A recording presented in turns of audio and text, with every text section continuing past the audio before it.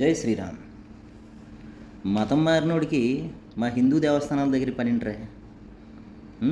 హిందూ దేవస్థానాల దగ్గర పని ఏంటి?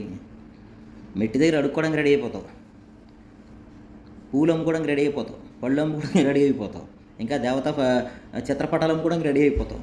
కానీ మేము దేవుణ్ణి నమ్ముకున్నా ఉంటాం. హిందూ ధర్మం మీద కానీ హిందూ దేవీ దేవతల మీద కానీ నీకు ఇది ఉండదు ఏంటి?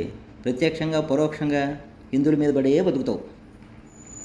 మతం మారిపోయాను కానీ హిందువులంటే అన్యులు.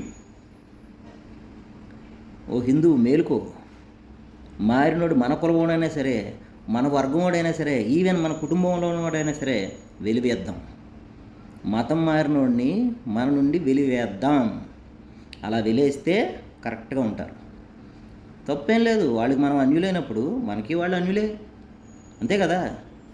జై శ్రీరామ్.